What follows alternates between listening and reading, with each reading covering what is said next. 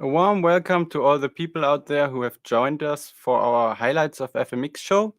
My name is Arne Hain. I'm a student at Animationsinstitut and I will be your host tonight. Sadly, the FMX this year couldn't happen in Stuttgart due to the COVID-19 pandemic. The FMX team has created this show for you with exciting guests, and I am very happy to be your host today. I have the pleasure to introduce to you the legend Phil Tippett. Phil Tippett has worked on many big movies, including Jurassic Park, the old Star Wars movies, Starship Troopers, and many more. He's co-founder of Tippett Studios and has created his own world with his passion project, Mad God. Welcome, Phil. Can you hear me? It's me. Hey. Perfect. Hello, everybody. Nice to have you with us. First question, how are you doing in these times of crisis? Nothing has really changed for me. You know, I don't work with the studio anymore. We're primarily doing working for the Chinese on projects and have pretty much a trained crew, so I don't have to be involved with any of that stuff. And so I just work on, I'm currently working on a sequel to the Mad God project. So I'm, doing, writing it up and doing storyboards and trying to figure out what it's going to take to do it, and designing characters. And that's how I spend my time. And that's just pretty much what I do all the time anyhow. So it's just, if you listen to a lot of like writers or composers during this time, they're really not affected that much in terms of their self-isolation, because you just go into a room and shut the door and work and maybe break for lunch, but that's about it. So in that sense, you're kind of lucky. And I guess me as a student, I'm kind of lucky too, because it hasn't affected me that much. Also in Germany, it's not as bad as in the US. Yeah, it's terrible here. I mean, this is just what did the Chinese minister yesterday said? America is insane. So that's it's the zombie apocalypse. I mean, it's kind of amusing, when I'm in the process of trying to get a digital distributor for Mad God, and I've been working with New York conceptual artist Lucy Raven, and we produced about an 8-minute short film that I want to precede Mad God as a kind of a cartoon, and it's very well, at the time we composed it, I thought it was preposterous, and it proposes the demise of the world and the processes and the steps that it took to get there, and the reason why all of this came down. And we were laughing as we were composing it because it was just so preposterous. But looking back on it, it's not. It seems like it might come true after all. Yeah, in that sense, it's very relevant. We have prepared. So I met you, Phil, in 2018 during the FMX conference, and I was your student guide. And after that, I actually ended up coming to the United States and working on your project Mad God, which was amazing for me. I don't even know how to express how thankful I am for that. And I have learned a lot. No, I was lucky that you were available. We got a lot of stuff done. I guess we did, yeah, but I definitely learned a lot.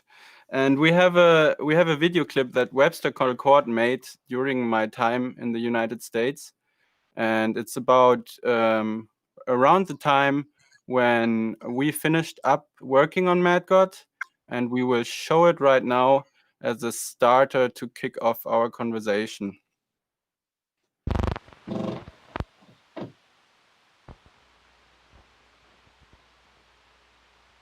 the whole thing is somewhat confusing when you work on a picture for like as long as I've been working on Mad God. When you're done shooting, you're just kind of lost because you acquire some kind of a postpartum depression, and yeah, that's kind of what I'm working through right now. Is just like letting this thing settle. There's still more work to be done on it, but it's more post production. Everything changed in the process of doing it, like these things do. So I had like this general idea for you know it was more like a feeling. I had like about 8 pages of material. That's pretty much what I worked from. Is I knew the basic narrative through line that I wanted, and because it was kind of a balance between breaking a narrative and creating one. So it was kind of things that were at odds with each other.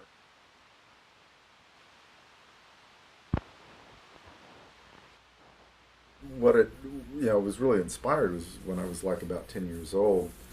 My dad showed me a book of Hieronymus Bosch paintings, and I'd always wanted to make some kind of a movie that was a version of a Bruegel or Bosch paintings, and that had that same kind of feeling. That particularly Bosch was a lot more playful than Bruegel. Bruegel displayed like the events that were going on at his time relatively realistically, and Bosch created these phantasmagorical images of heaven and hell, and his hell stuff was really interesting to me because at once it's horrific, and at the same time there's a playful and quizzical element to it, and I wanted to find some kind of a balance that was kind of like that, because the deeper I got into making the thing, the more heavy it was and grotesque, and I just wanted something that would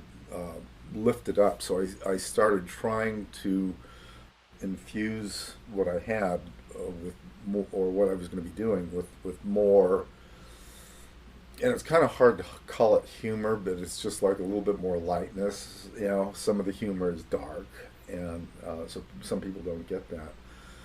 But it was to just try and find this balance between the two. And now that I've got pretty much all of it assembled, I realized that this battle, was a failure because there wasn't any way to, without being like really gaggy, balance the horror and the humor. Yeah, so the thing about Bosch that I really liked that was that his fantastic, phantasmagorical world was a reflection of his time. And if you go back and you read the literature of what the different things meant, there would be like some weird gnome thing with like a funnel on his head. And so that meant something that doesn't mean anything to us now. Or if you go back in the literature, you can see what it meant to the people at that time. But what I wanted to try and do something like that. So, to me, a lot of it is it's not a chronicle, but it's like it's a version of our time in terms of its kind of schizophrenia, and that was the intent.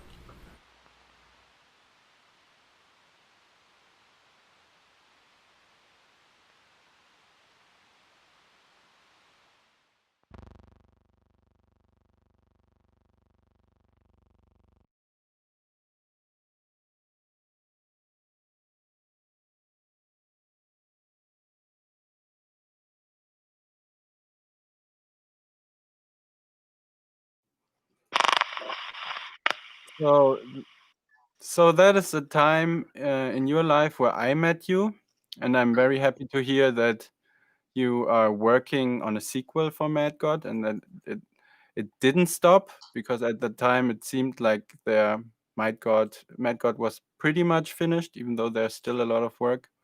And I would like to know, because that's kind of having you here. That's the point in your life where you're at now. And before we talk about Mad God, I would like to dive into your past a little bit and see how you became the artist that you are today. And I have a Yeah, picture. I have a question for you. Did that piece that Webster did that play back okay for you guys?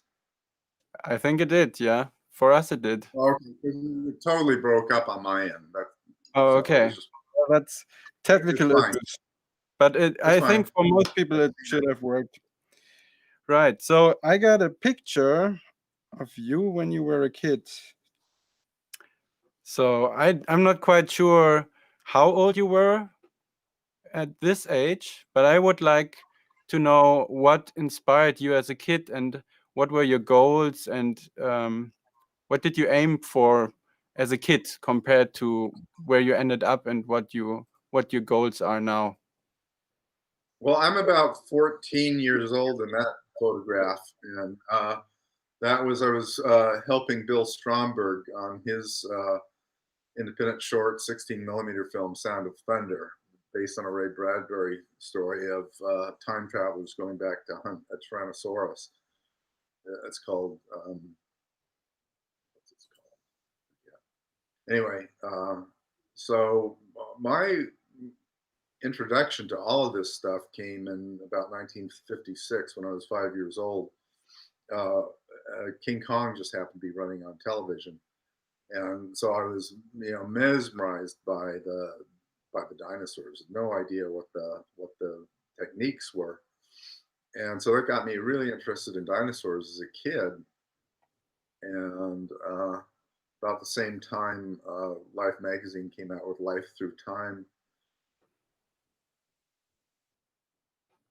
They had Rudolph Salinger's murals in the New York Museum of Natural History printed in them. And so I just started studying everything I could about dinosaurs. I would go to the library on weekends and just get all the dinosaur books I could and just, copy down on index cards, the geological time frames and the name of all the dinosaurs and the latest, paleontological theories. And then I just kind of kept up on that.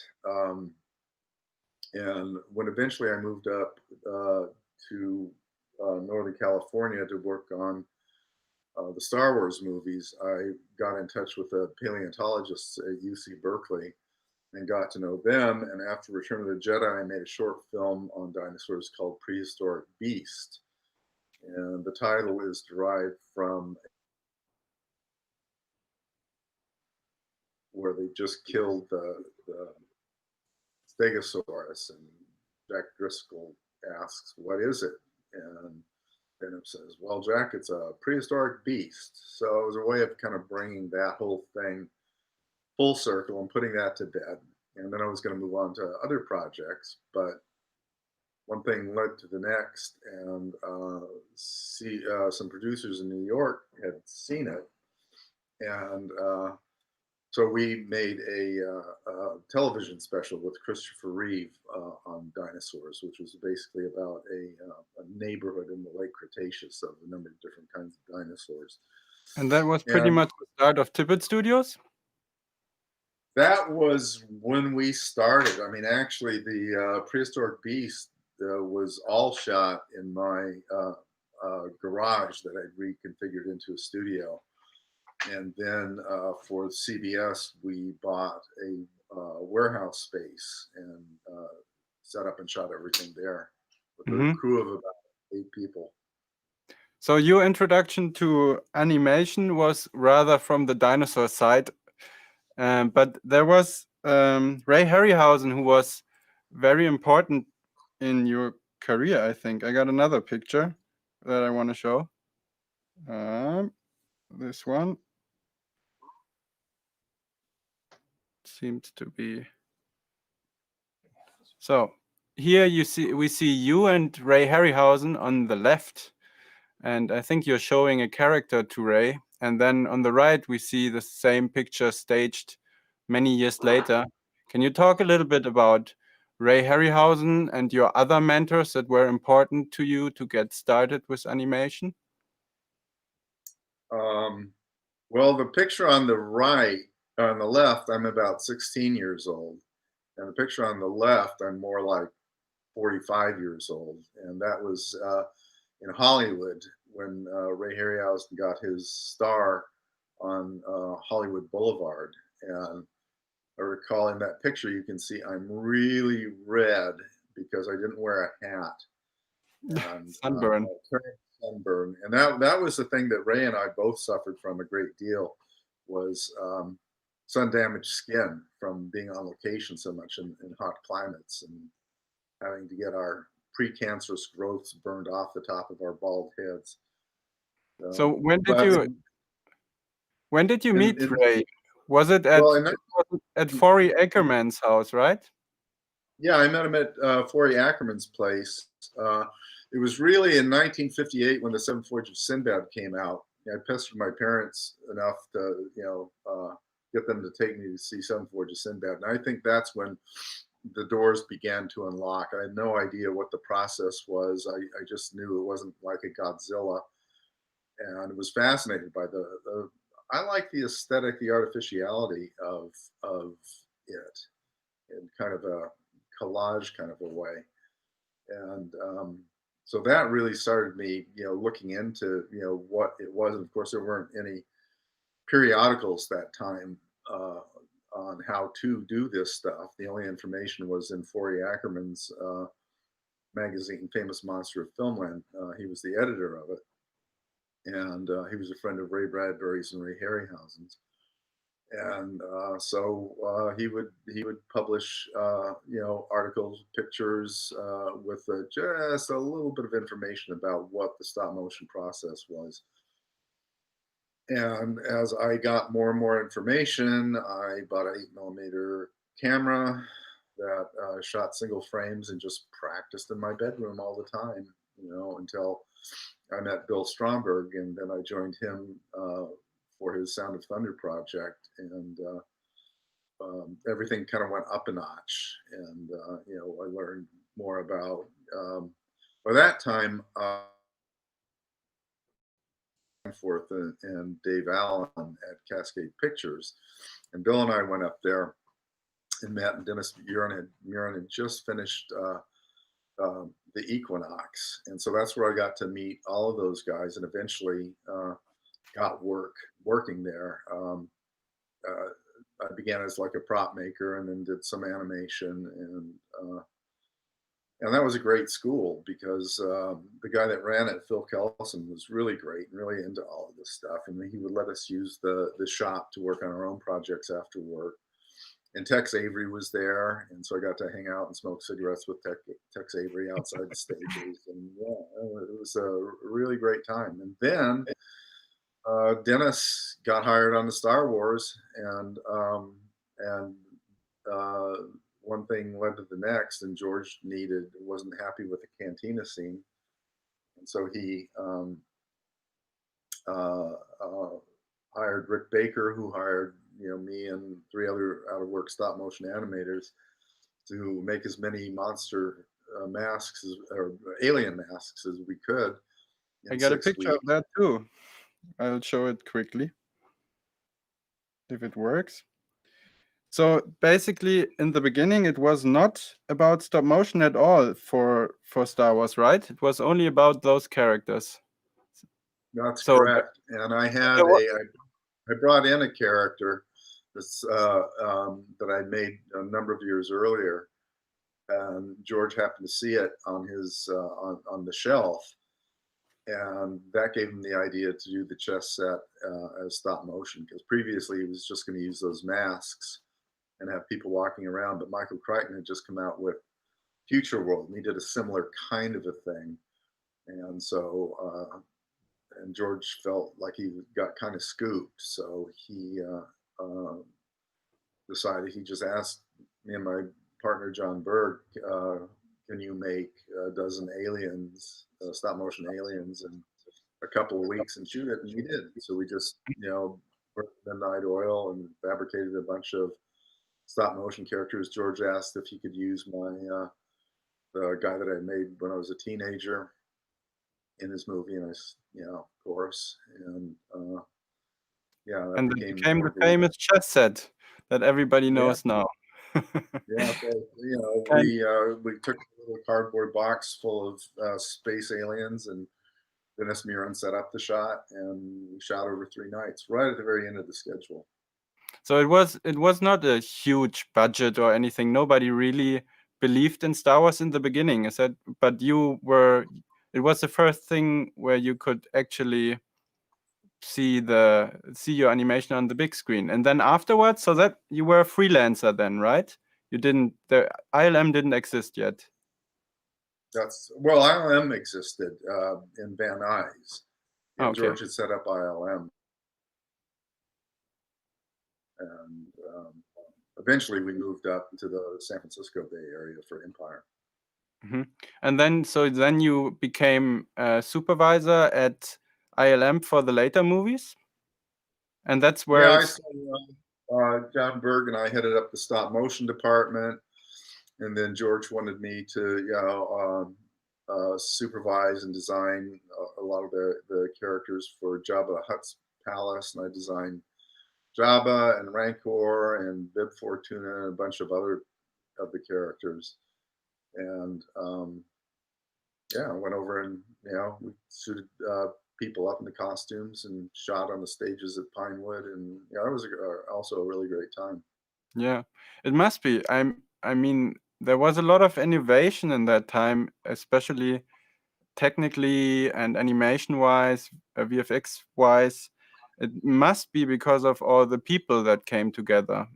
Can you talk a little bit about the people you worked with and how the atmosphere was working wise back then?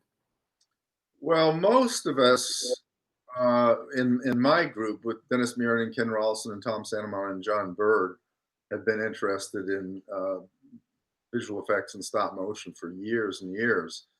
And the other people came from all sorts of different disciplines. Richard Evelyn was a cameraman in the Navy and worked for Bob Abel and Associates for years. And of course, we worked for our graduate school was Cascade Pictures doing commercials. And then George combed the various schools around looking for designers and picked up Joe Johnston, and then we tried to hire Walter Murch, but he was busy, so he called up USC and asked who the best sound guy was, and was introduced to Ben Burt. So it was built like that, really. Yeah, sounds really great. It sounds Yeah. like a lot of fun. I Yeah, have so it was a very rare time, and I look back on it very much as like the Wild West, when a lot of it we didn't know what we were doing, and we're just kind of inventing things as we went along, and it was a period that only lasted for a very short period of time, maybe 10 years, maybe less than that, and before the computer graphic revolution hit. yeah. So part of one scene that you did was the Tauntaun scene, which I think I got another picture which I will show. To me, it's one of the most amazing. Let's see if it works. Technical issues. So whoop, we got the Tauntaun that you sculpted and animated, and I think that was a kind of, you also used something that later became Go Motion. So you used a slider to do motion blur. Is that correct? Yeah, when well, Dennis and Ken were on the night crew at ILM in Los Angeles, and I would go over and have dinner with them, and got introduced to the guys there and the technology that they were using, and it was very clear at that point that animators from Ladislav Starovich and Jim Danforth had been trying to figure out ways of introducing some form of motion blur, but they were all very time consuming and didn't look that that great. And so we figured if we could just hook up a stop motion puppet to motion control equipment, then we might stand. First things Ken and I did was to take, I didn't have the Tauntaun puppet ready at that time. We took the puppet that I made for Joe Dante and John Davison's production of Piranha and hooked that up to just one axis of the motion control stuff and shot a bunch of tests and got it back the next day on film, and it worked. And so that's what we used. It was actually very elaborate in terms of what Dennis had to do to light the stuff, because practically all of the backgrounds were paintings, big murals that Mike Pangrazio did with miniature foreground sets made out of baking soda. And so the issue for Dennis became how to hide the rod, because there's this post going up into the stop motion puppet that you can see, but he put a piece of white plastic here, and he had two small lights that he gelled so that it was basically the same color, temperature as the background. He made sure that the background where the Tauntaun ran that Pangrazio painted, it is just like one tone of bluish gray. And then Dennis would, by eye, adjust the variac so that the lights would dim or go up depending upon what the value of the background was. And with the motion blur, it created a soft edge. So if you look really carefully at that stuff, you can see it, but you're not looking there. You're looking at the character. Yeah, I remember you telling me that, and it really amazed me, because of course there was not the way of compositing that we know nowadays, but I thought it was really clever and worked really well. So animation-wise, I would like to dive in talking about that shot, because I'm interested in animation as well. So your process, you talked about your process before. What would you do animation-wise? You did a lot of character studies? Or Yeah, what at the was beginning, we would do a lot of studies. For the Tauntaun, we went out to a beach and shot a horse, running. So I would take that back on the moviola and just trace out the footfall patterns. We went to a animal place and did kind of Edward Muybridge tests on an elephant. Dennis shot that on 35 millimeter film, and I marked off all the axes with chalk on the elephant, and we shot front, side, rear football patterns. And that was initially we thought we wanted to pick the biggest animal and base the walkers on that, but when we got back and actually started doing that, the walkers needed to feel a lot bigger and have a lot more scale, because there are points at which an elephant has, two of its feet off the ground at one time, and the walkers just looked silly like that, like they couldn't stand up. So, we ended up making sure that the walkers always had 3 points of contact, 3 feet on the ground, and 1 foot moving forward. Sounds really cool. I'm really amazed by looking at those shots. I think they still work really well. There's one, because there's questions from our viewers, and there's one by a guy or a person called Cosmotron26, and he wants to know more about the co-motion process. So I got a picture of your later work on Dragon Slayer, and there's also some questions about Dragon Slayer. Okay. I got an interesting picture about from Dragon Slayer, which I want to show. So here you can see the Go Motion system. So you developed Go Motion further for I guess it's really the peak of that process for Dragon Slayer. could you explain what you did and if you why that process? I imagine it's a very painstaking process, but in the end, it looked really amazing. Yeah, well, I had to rethink the approach. Essentially, the term "go motion" was just kind of a joke. We were trying to figure out, we're in dailies, and what should we call this? I suggested, why don't we call it "go motion"? It's the opposite of stop motion, just as a joke. Didn't think it would take, but it stuck.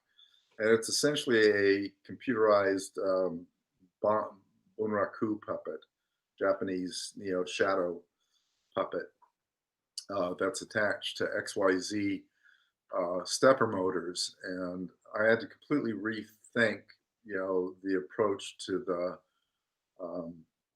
choreography and the pantomime.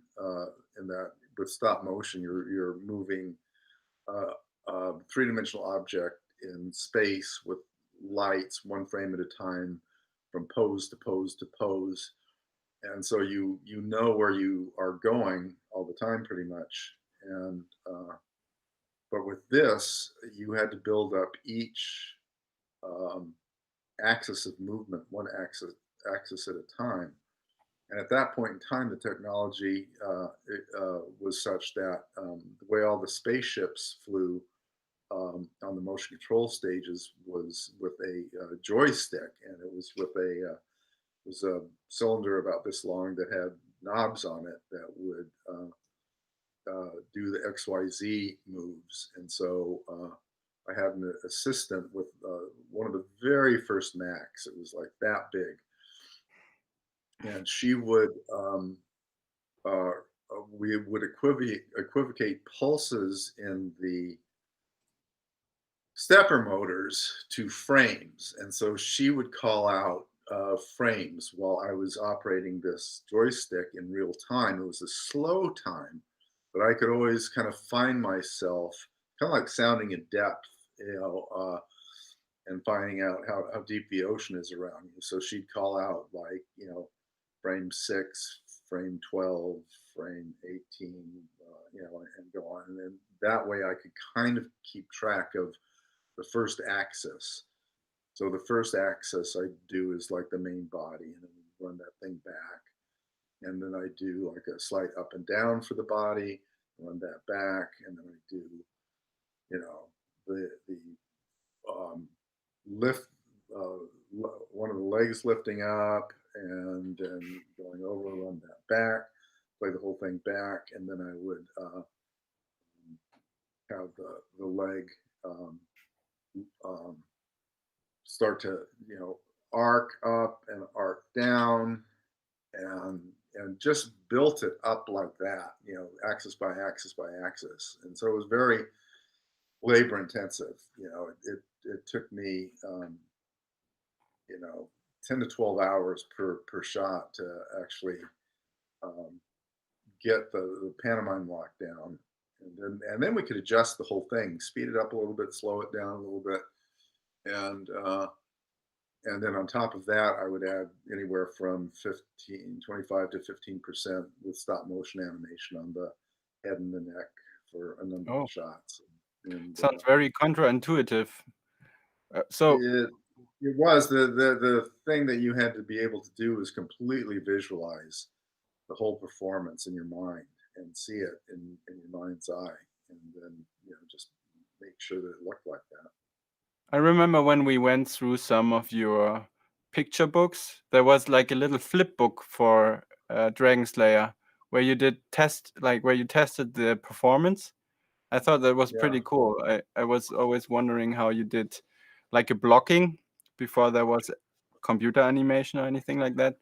That was just a very amazing thing to see, that you had little flip books and where you would do Polaroids, where you would test the performance. But there's a question from an animator, I guess. And he asked, what skill sets are required for your line of work? Engineering, sculpting, and how did you yourself acquire them? Can you maybe elaborate on that? I started drawing when I was a kid with crayons, and just, I would draw dinosaurs and robots, and, there was always a lot of red because there was always a lot of blood. And um, so that's how I started. And then, eventually uh, taught myself how to sculpt and taught myself how to animate. And it was just trial by error. Just the learning curve was really steep because we didn't have anything like Dragon Frame today where you can play things back.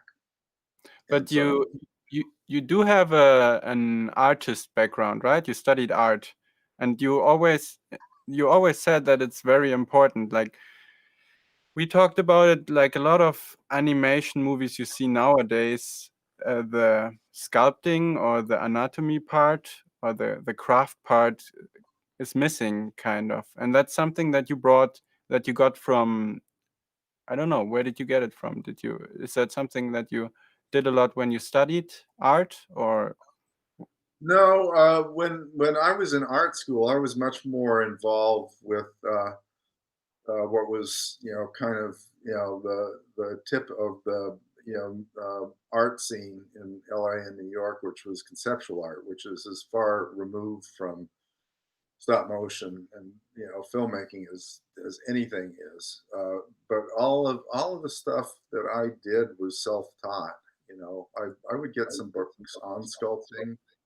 I would just do lots and lots and lots of reference, and just it was, an acquired skill over the years.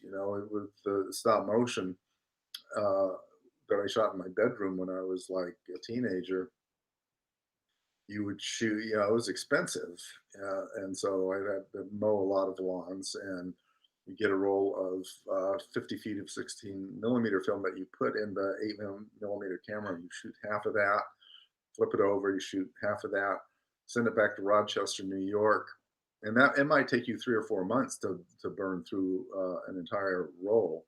And what they do in the lab is they slit it down the middle, and it ends up being two 8 millimeter strips, and then they send it back. And they send it back, you get it like 2 weeks later, and so your learning curve was just precipitous. And yeah, it was. You would get the stuff back. I analogize it to playing the piano and not being able to hear what you did for 2 weeks, and then just trying to mentally reconstruct that. And so, even up to the time that I was hired to work on Empire Strikes Back, I did not feel that my skill set was where it really needed to be. But fortunately, we had a number of months. Well, we had prototypes for a number of the characters, and the first they were actually reel-to-reel tape recorders that you could do single frame with, and so I would spend 10 or 12 hours a day just essentially doing the scales, like playing the piano, focusing on center of gravity and mass and weight and performance to make the thing seem as though it had a consciousness. In the case of the Tauntaun. Or robotic in the case of the walkers. So yeah, just luckily I had that time to get my skill level up where it needed to be. Yeah. So we talked about the whole process of Go Motion, and then when was it? In 91, I think Tippett Studios initially got hired for Jurassic Park, and you were supposed to do the dinosaurs in stop motion, but then the whole computer revolution came, and Yeah, Tippett we were Studios. gonna do it with stop motion and Go Motion, or mostly Go Motion. We did a number of tests with ILM where we just did conventional stop motion animation against green, and they put motion blur on it, and that looked really good. Yeah, I thought it looked in many ways better than the. I saw a test. There's stuff. this online. You can find this T-Rex test that I guess you guys did, and I think it looks really amazing. So I'm a big fan of that. But I guess a lot of things spoke for CG, and it didn't happen, but you still got hired as because you knew so much about dinosaurs, you got hired as dinosaur supervisor. Is that's correct? Yeah, well, right? I knew two things. I knew a lot about dinosaurs that was helpful in developing the screenplay with David Kepp and Steven. And then I also knew about all the processes that it took to go through, pre-production, production, and post-production to get the thing done. And so I was the right guy for the job. In fact, I mean, George was aware of the 16 millimeter dinosaur films that I'd done, and Spielberg called him up and was asking, who should do the dinosaurs. And he said, "You should call Phil. He's your guy because he knows all that stuff."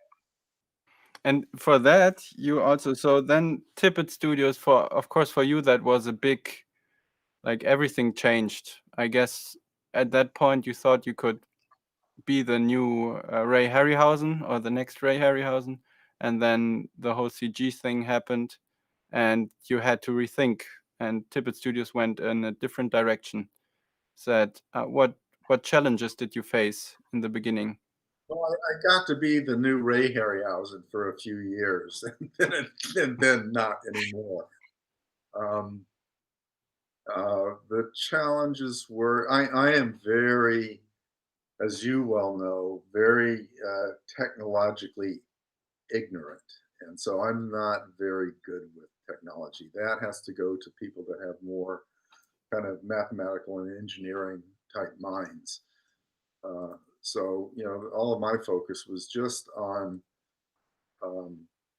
mentally visualizing the way things needed to be and, be able to communicate that to people. We split up the teams because at that point in time, the only computer graphics animators were mostly from Canada because they only taught computer graphics there, not in the United States. There were only like a couple of Americans that even just kind of had a little bit of experience doing it, and that was mostly they were mostly schooled in kind of Disney so-called classic animation, squash and stretch and cartoon type animation, flying logos, that kind of thing. But for Jurassic Park is with any of Ray Harryhausen's movies or anything, you got to deal with like a number of practical realities such as Earth specific gravity and eye lines for the actors, and got to make sure that you understand the lighting so you can match the lighting. And there's just a litany of things that you need to know that those guys didn't know. And performance was a big problem. So we came up with the Dinosaur input device that was essentially a stop motion animation. I have a picture of that. I'll show that. And you can keep talking, but I'll show that picture of the device so people can see what it is. So, whoop. No, that's not the one. This is the one. So that's how it looked, right? Yeah, that's the Tyrannosaurus. And the little black cubes attached to all the joints are encoders that run through that wire umbilicus into the computer. And at that point in time, technology was such that we only had wireframes to work with. But if you move the armature, one frame that way, it would be duplicated in the wireframe on the computer. And that's how we built the majority of the performances for the Tyrannosaurus paddock and the Raptor kitchen. I think that's pretty amazing. It's kind of like motion capture for stop motion. And it was some of the very, very first motion capture, actually. And I cannot take credit for any of that. That was really the brainchild of Craig Hayes, who I'd worked with for years, who designed Kane and for RoboCop 2 and Ed 209 for RoboCop. And Craig kind of spearheaded the construction of the armatures and the encoders. And then we worked with Ireland's Rick Sayre and Brian Knapp, who worked on engineering the computer side of things. And between those three guys, they made it work. I think that's pretty cool. So the studio had to go further into that CG side of things, but you personally always worked on your own projects, right? So you had the Dinosaur movie, and then at some point you started Mad God. When exactly did that first come to your mind?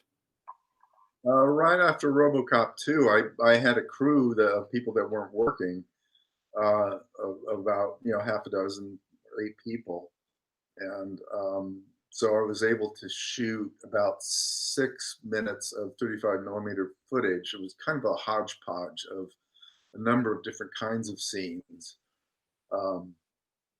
but um, I didn't have any work at that time, and Henry Selick started up Nightmare Before Christmas and hired that crew.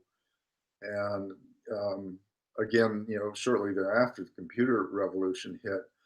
So I mothballed the 6 minutes that I had and put that on ice. And subsequently, we had 2 children and were adjusting to the computer graphic world. And so there was really no way that I could work on Mad God anymore. So I thought it was done.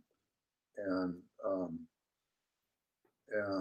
so I spent the next 20 years effectively still thinking about it and drawing storyboards and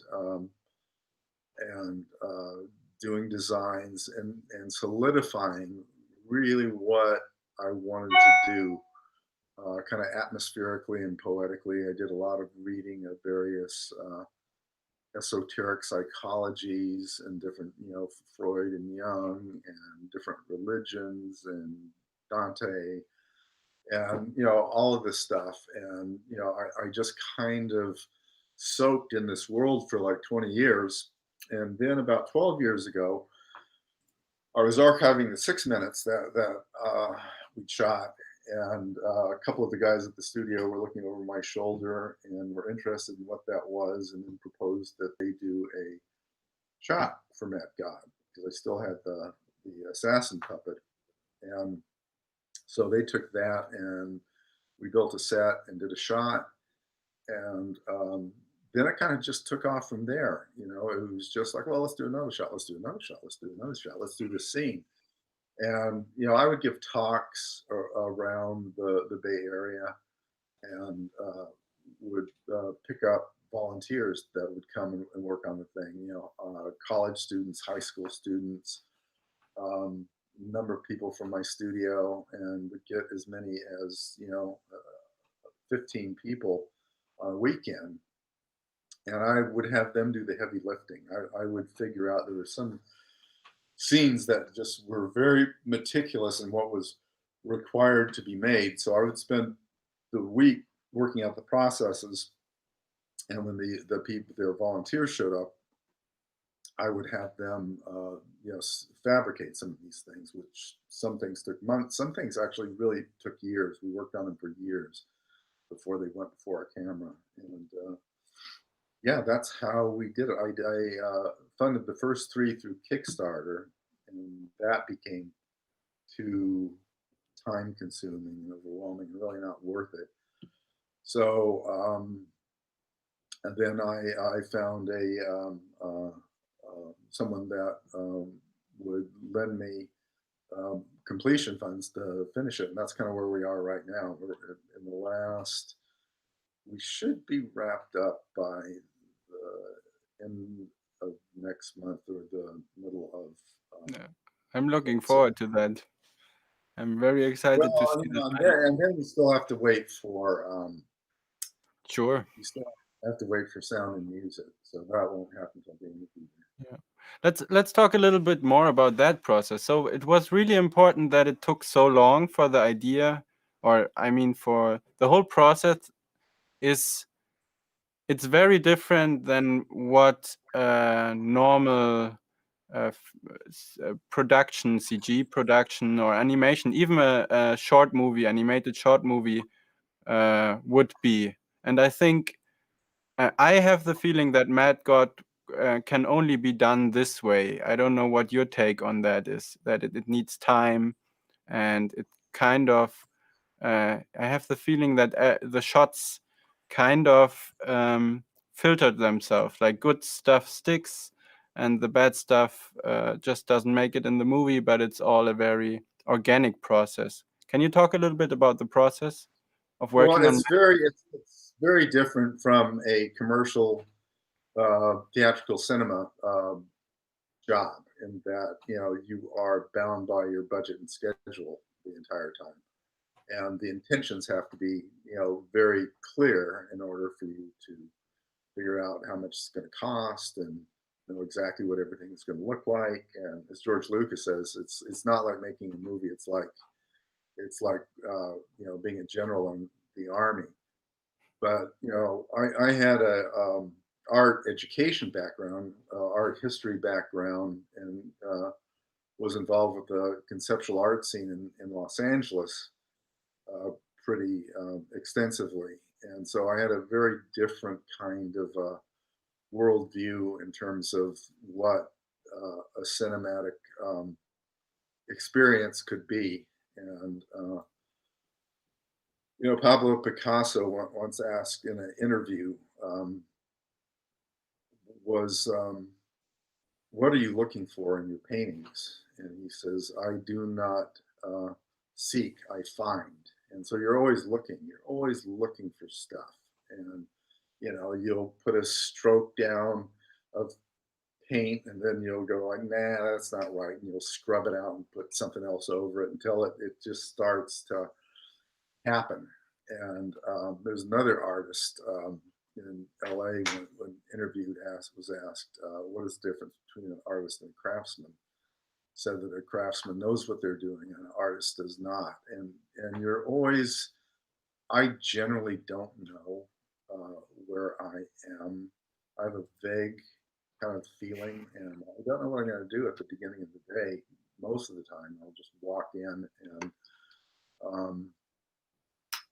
it's kind of like, if you look at records of like, say, Bach or Mozart talking about their process, when asked how they create these amazing works, they would say, well, I don't do it. All I do is transcribe it. And God tells me what to do, and I just write it down, and the orchestra plays it. And so it's kind of like that. You're just kind of listening to all that 20 years of input that you had brought in and kind of soaked in for that period of time. And then you know pretty much what to do. I mean, I would collect tons and tons of objects that I didn't know really what I would want to use. There's I can't remember anybody's name now, but there's the New York surrealist, the guy that made like all the boxes in the 30s and the 40s, would go to antique stores, and he would see something that grabbed his eye and go back to his studio and put it in a box, and it would sit in the box with a bunch of similar categorized objects. And he might work like I would on 2 or 3 or 4 setups simultaneously, and just go between them until I figured out, really what I was doing. And sometimes all of a sudden remember, oh, I got that thing, 10 years ago. That'll be perfect for this shot. And I'll go dig through all my boxes. I'm not as organized as he was, and throw that in and see if it worked.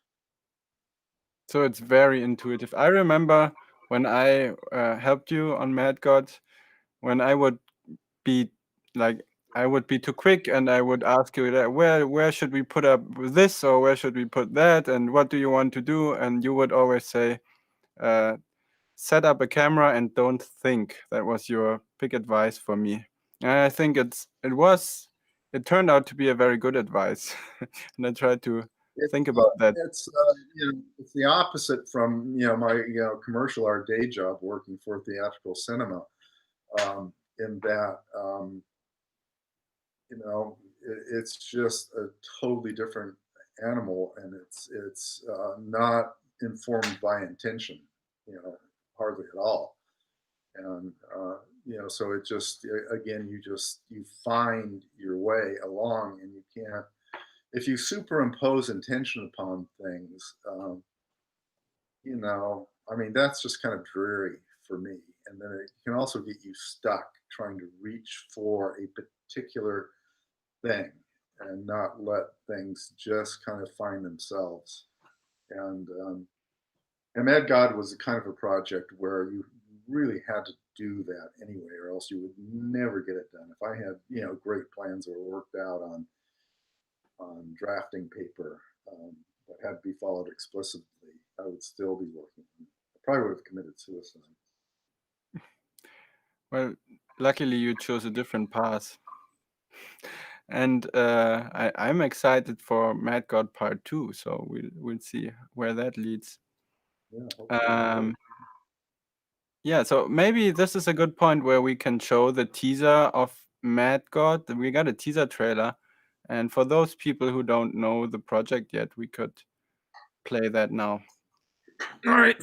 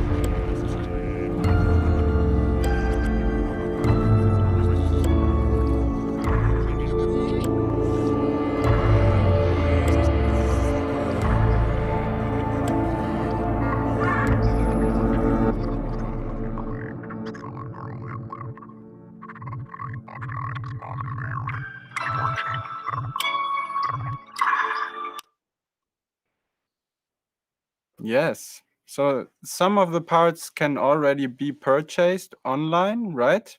Part 1 to 3, I think, of Mad God. Yeah. If you go to the Tippett Studio website, you can find the links to Yeah, you parts 1, 2, and 3. check it out. But it's gonna be a whole feature movie, and that's what I'm really excited about. And we'll see when it comes Yeah, to that's what you were involved with pretty much. Was I took part 3 and broke it up into the middle section and into its own chapter, and then added an additional 4th chapter to it. So the running time is around 80 minutes. Yeah. So to talk a little bit more about the process of Mad God. So all those years that you have lived and that you have worked in the industry, as you say, all of it must have influenced you on Mad God and the process and which techniques you use and what you don't use. For example, CG parts. How do you decide which techniques you use for what shot? It comes intuitively. Yeah, whatever is practical, really. I mean, Mad God was set up to be a combination of, say like 90% stop motion with some live action elements in it. And then there were, maybe less than a half a dozen shots where I needed help with the computer to make an environment, to put some atmosphere in, or if one of the opening shots of this big fort or castle with these sewage tubes that are coming out of it. I plan on putting the little shipment characters into that when I shot it, but by the time I had made a number of revisions, I wanted like little ant-like characters to be walking on the sewage pipes. And so we some of my guys built a computer model of that and tracked in the movement and animated the little computer graphic shipmen walking. And so we do things like that. We just are wrapping up a shot for part 4 for a scene where I put a bunch of CG bats that I found online I think you worked on a shot where we bought some background elements. Yeah, atomic bombs blowing up I remember that. and tornadoes, and those shots are just about finished now. They look quite good. So But that's about it. do you think it's important to not be dogmatic about anything? Yeah. Yeah. There's no point in it. I mean, it's just like I have no, particular, philosophy other than what we've talked about. So, I just kind of listen, for whatever's coming next, and then visualize that. One of the things I do a great deal is I dream pretty. Really helped me inform the narrative to Mad God. Not in that I used any content from the dreams, which are all over the map, but it's the dream logic in my particular dreams. There is some kind of a logic to it generally, and for probably over half, there is like a beginning, middle, and an end to it, where I will generally start someplace, go someplace completely different, and come back to where I started before. And so studying those was very important to, well, not studying them. I never, really went back and looked at them again. Um, but just the process of writing them down and visualizing what I saw in my dreams was very important to how I put together that narrative. And Alexander Ponset, who did this documentary on me, is collaborating with the Prop Store, and they're going to be doing a 2-volume book similar to the Rick Baker book on me. And so we're talking about maybe as chapter breaks, publishing some of those dreams as well. That sounds great. All right. I think we will wrap it up here. Thank you very much, Phil, for being with us. And it was really interesting to get some more insights. I enjoyed very much staying with you and working on your on Mad God, and I'm very much looking forward to seeing everything that you've worked on since and the next parts to come. I also want to mention again Webster Colcourt, who did the video in the beginning. Thank you, Webster. And you already mentioned Alexander Ponset, who did the documentary on you called Phil Tippett, Mad Dreams and Monsters. You guys should check it out. You can learn a lot more about Phil. And thank you for watching, everyone out there. And Arne, yeah, start working on your visa for 2021 so you can come over and work on the sequel. Nice. Cool. We have to talk about that. That's amazing. Sounds Okay. good. Cool. Thank you very much for being here, Phil. I hope to talk to you soon. Take care. Yeah, we'll talk. Greetings to your family. Bye-bye. I will. Bye. So for the rest of you guys who are still watching, the highlights of FMX will go into a summer break.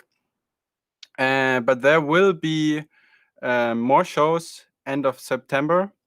And until then, we would like to we would like you to keep in contact with us and give us your feedback. You can send it to highlights@fmx.de. And stay safe. I hope you enjoyed the show, and it was nice to talk to you.